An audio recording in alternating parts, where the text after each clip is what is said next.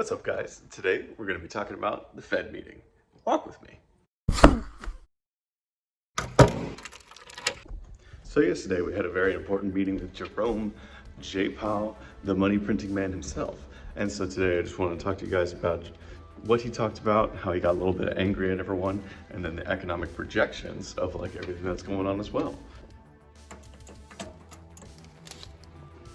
So what are we looking at today? Are we feeling bullish? Are we feeling bearish? Well, it depends on who you really ask, honestly. Because going up. Oh shit, I pressed the wrong button. Anyways, depends on who you ask always. But at first the meeting went absolutely atrocious when you had the Uh-oh. What? People.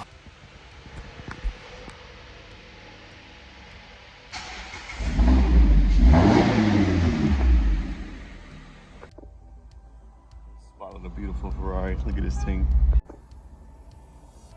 Very nice.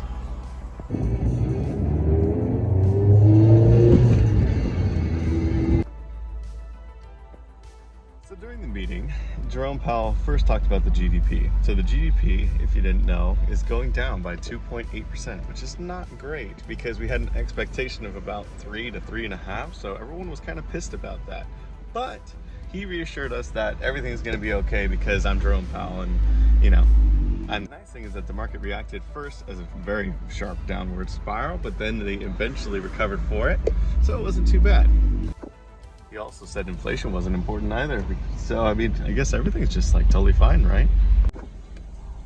He said what we expected to. He said that we were going to have about 6 more rate hikes after this because we have one. We just had our first one. We popped our first cherry, so that's good. But since there's going to be 6 more meetings in the year, there's probably going to be 6 more rate hikes at 0.25. And depending on who you ask, some people said that there was going to be worry of a 50 basis point or 0.5% rate hike, but that seems like everyone's just gonna, that's not gonna happen because the people that are actually saying that are kind of batshit crazy, so that's not gonna happen because Jerome Powell is a little bit more conservative when it comes to this kind of rate hiking and everything like that. We gotta love traffic. He also said in about 3 weeks that we're going to have an update about the economy and everything like that. It's not going to actually be a formal report like it will be in 6 weeks, but it'll be a nice little update that will basically just kind of a check-in that will help us gauge on what's going on and whether things are working or not. The reason that these rate hikes are going to work is because there is already so much money in the actual economy itself that this won't really affect it at all, is basically what he was trying to say. And so, as I said in the previous video, all the banks are trying to buy as much as they can from the repo market, and they can't buy enough because they still have too much cash on hand. So they're just trying to get more and more as they possibly can. And so the rate hikes are basically being taken by the economy very, very well.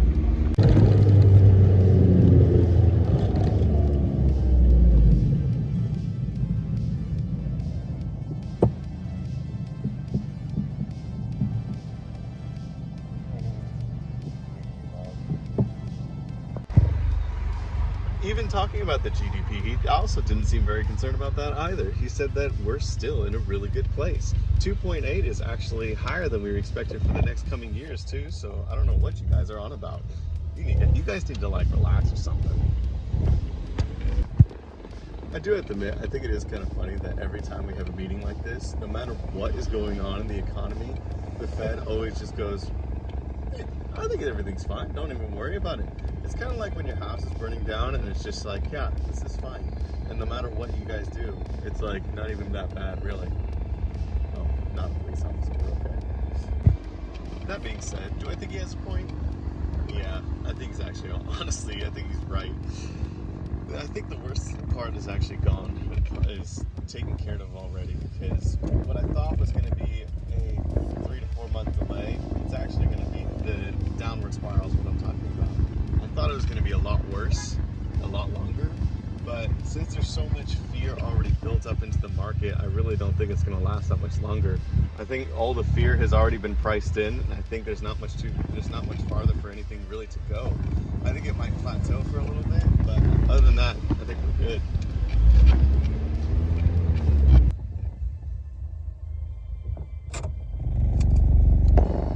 Also, he talked about employment, which was very interesting actually, because we were worried about previously the wage price spiral. So, and for those that don't know, wage price spiral is basically when everyone's getting paid more, which sounds great, but it's actually happening at an exponential rate, and therefore it's going to make everything more expensive, and then inflation gets worse, and then our economy starts tumbling down, and then we're eating beans. He actually noted that there are 1.7 jobs per one person that's unemployed, which is great actually, because that means there's more opportunity for all the people out there, which in turn he said means that all these pressures of people getting jobs and all that, and people actually going into getting jobs more, it's going to eliminate that price spiral, because he sees the wages going up as a good thing, and that it's going to level out eventually, like he think everything else is going to. He was even quoted saying, "We do not see any evidence of a wage price spiral." Great, we love that.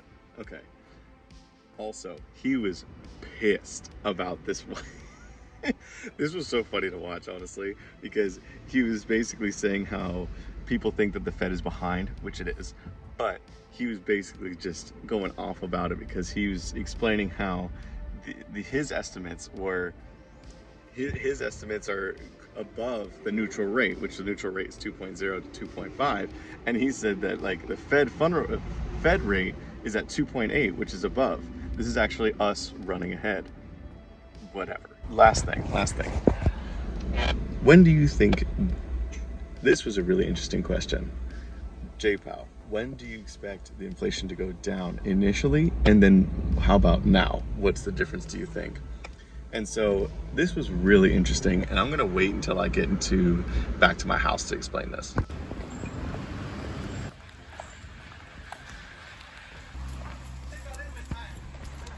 Oh, okay, I'm back.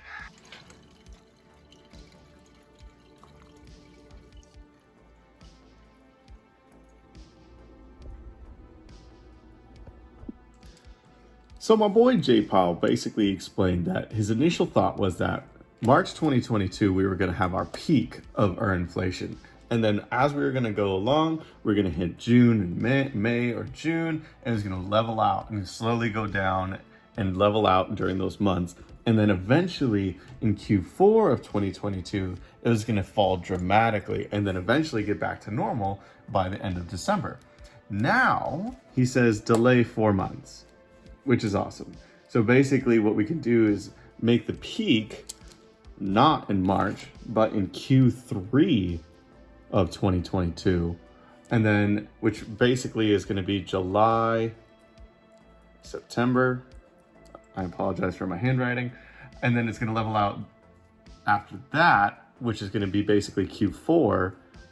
And then we're actually going to get a decline in Q1 of 2023. We know that things are hot right now, and yes, everything is priced in right now, but like that's a long time to be waiting for inflation to come down. There's so much bad that could happen from that, and it's just not a good sign, the fact that we're waiting 3-4 more months to be able to get this stuff into control. So what does this mean for you and me? Well, the nice thing is that most of the stuff is already priced in, I'm noticing, which helps us basically know that this is going to be the bottom of the barrel when it comes to the bear market. So therefore, we can actually buy into this and actually make some profit off of it very easily. So is it going to take longer than expected to, get back to normal? Yes.